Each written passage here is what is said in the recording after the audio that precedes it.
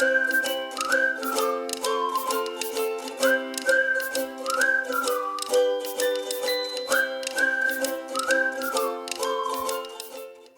there, welcome to the channel, Loving Life on Less. Today's video is regarding the rationing of food during the Second World War and the government leaflets that they provided to help people make the most of their rations. It was really important for people during the period of rationing that they got maximum nutrition whilst managing to stay in the realms of economising, not wasting anything, and making the most of the meagre rations they were allowed. The government's leaflets on Eating for Victory were all about making your food stretch, getting the important food groups, and being able to cook with what you did have to make the most of foods. In this video, we're going to look at some of those leaflets and some of those ideas that will help us stretch our food budget further and not losing any nourishment. It is said during the Second World War that the British people never had such a good diet, and they were never healthier from their diet. Many people supplemented their rations with a large amount of vegetables that were homegrown, which helped increase the vitamins and mineral content they were absorbing. Also, fats and sugars, sweet things, were limited due to the rations. So they were more as treats rather than permanent staples that people would eat a lot of all day, every day. Also, the workload was a lot more physical. So not only was people getting really good diets, they was also doing a lot more exercise. So let's start with the humble potato. There is no vegetable more useful than the homely potato. It is a valuable yet cheap source of energy and one of the foods that help to protect us from ill health. It contains vitamin C, as do oranges, and 1 pound of potatoes daily will give you half the amount of vitamin C needed to prevent against fatigue and help fight infection. So don't think of potatoes merely as something to serve with the meat. They can be much more than that. A stuffed baked potato is a course in itself. Potatoes can be used too in soups, salads, pastry, savoury supper dishes, and even biscuits. Hints on cooking and serving potatoes. 1. Cook them in their skins wherever possible. 2. If you must peel them thinly. 3. After peeling, cook at once and avoid soaking in water if possible. 4. Serve potatoes immediately, as keeping them hot destroys some of their protective qualities. 5. Use potato water for making soups and gravies.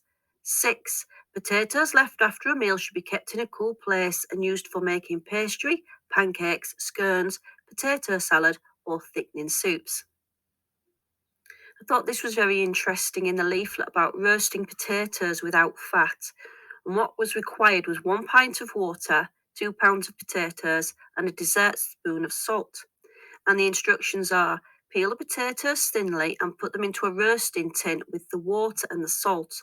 There should be enough room for them to lie comfortably without touching, and there should be enough water to half fill the roasting tin. Put the tin into a hot oven and bake for 1.5 hours. The water will evaporate and leave shiny golden balls with floury insides. And of course, there is also the staple favourite potato pastry, which made more of their flour rations, that they could stretch the flour a lot further by using cold mashed potato or warm mashed potato. And if also you don't want to put fat in the potato pastry, you've got a really low fat pastry, which is fantastic for health as well as for saving money. We'll put a link at the end of the video for when we made potato pastry. We actually made a leftover chicken pie with the potato pastry. It was really tasty and it's well worth having a try. Cheese. Cheese is an excellent bodybuilder, better than meat for building firm muscles. It builds strong bones and teeth too. Therefore, it's invaluable for growing children. Plenty of cheese in childhood means less dental troubles in later life. It is a concentrated energy-giving food, especially suitable for heavy workers, as it gives a large amount of energy in small bulk. It contains a high proportion of fat, so it gives a feeling of satisfaction after a meal. How to keep cheese. Wrap it in a margarine or butter paper. Hang in a piece of muslin in a cool, airy place. This hardens the cheese and makes it more economical to use. Use the rinds for flavouring sauces, but don't forget to remove before serving the dish. One of the easiest and pleasantest ways of serving cheese is with a green salad and potatoes. It makes it the perfect meal. And here's a few of the cheese recipes suggested in the leaflets. But what I thought was quite interesting was the cheese fondant filling, which was basically bulkers added to your cheese so they went further in your sandwiches. And the recipe is 4 ounces of cheese, finely grated, 1 tablespoon of dried milk, 1 tablespoon of water, 2 tablespoons of coarsely chopped parsley, 1 teaspoon of chopped pickle or chutney, seasoning, and a few drops of Worcester sauce, or basically soy sauce, if you like it. So method, blend all the ingredients together, season well, and the mixture could be quite soft and ready to go into your sandwich. Shallow or dry frying. This is cooking food in a frying pan with only enough fat just to cover the bottom of the pan. 1. A heavy frying pan gives the best results. 2. Use clean fat, free from moisture, as water in the fat makes it splutter when heated. 3. Use enough fat to cover the bottom of the pan. 4. Have the fat very hot before adding the food. It should be heated until a very faint blue smoke rises from the surface. 5. Bacon and oily fish, such as herrings or sprats, may be fried without any additional fat. Heat the pan before adding the food. With bacon, let the rashers overlap so that only the fat parts are touching the pan. In the leaflets, there was also a great mention about the importance of vitamins and ensuring we get as many vitamins and minerals from our food as possible. There was also a very little interesting segment about the enemies of vitamins, and of course, they are still relevant today. Air, water, heat. Too much of any of these will destroy vitamin C. Therefore, have your vegetables as fresh as possible. Best of all, grow them yourself. Wash your vegetables in salted water, but do not soak them over long. Shred them before cooking as to cook quickly. Cook in as little boiling water as possible and keep the lid on the pan. And remember, reheating or keeping the vegetable hot for any length of time will destroy their vitamin C. An alphabet of vitamins in one meal.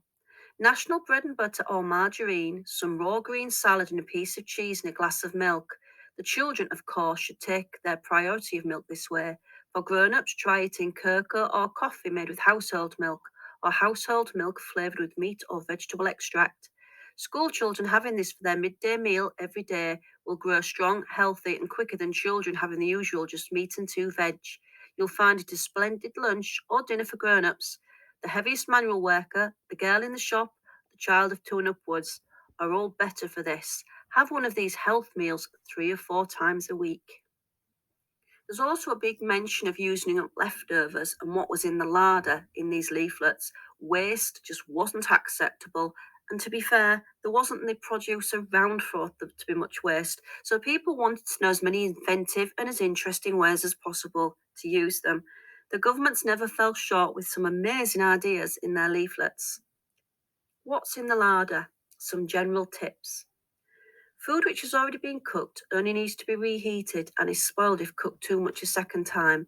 This is especially important to remember when using up leftover meat, fish, and vegetables. Dishes using cooked vegetables should, as far as possible, be served with a fresh salad or a serving of freshly cooked greens to make up for vitamin C lost in cooking and reheating. All dishes using the leftovers need more seasoning than when uncooked food is used. This is because some of the natural flavouring is lost when food is reheated. I think that's probably true with basic foods, but nowadays, if we're using such things as curry spices or chilies or tagines, the next day when they're reheated up, the flavours have usually really settled into one another and very often taste better than the original. Using up stale bread, fairy toast. Cut wafer-thin slices of bread and bake in a moderate oven until crisp and golden brown. Store in an airtight tin. This is a good standby to have in place of bread or plain biscuits and will keep for months. You could use stale breadcrumbs to make a fudge. In this recipe, we see 2 tablespoons of syrup, 2 ounces of margarine, 2 ounces of sugar, and 2 ounces of cocoa. Add 2 vanilla essence or peppermint essence and 4 to 6 ounces of dried crumbs, making a fudge. It was recommended to make a fish curry when using leftover fish, or little pasties of fish, cooked vegetables inside a pastry. Leftover meat, if you had any, could make soups, stews, rissoles when added to earths and herbs, or something called barley mince, which was barley used to bulk out the mince and make a tasty stew. Due to the manual labour of adults, a hearty breakfast was seen as really important. It was also seen important as children because they were growing and needed the extra nutrition. A breakfast of porridge or cereal with fruit or milk was the expected morning dish. Also, to have it alongside a cooked dish such as bacon, fish, or meat, national or wholemeal bread with butter and margarine, and maybe marmalade or jam or another sweet spread, tea or coffee for the adults, and cocoa or milk for the children. A hearty breakfast was paramount to get everybody through the day. Green vegetables. I quite enjoyed reading this little leaflet about the green vegetables, and it certainly made me smile in the first paragraph when it said, regarding the UK, no country in the world grows vegetables better than we do, and probably no country in the world cooks them worse.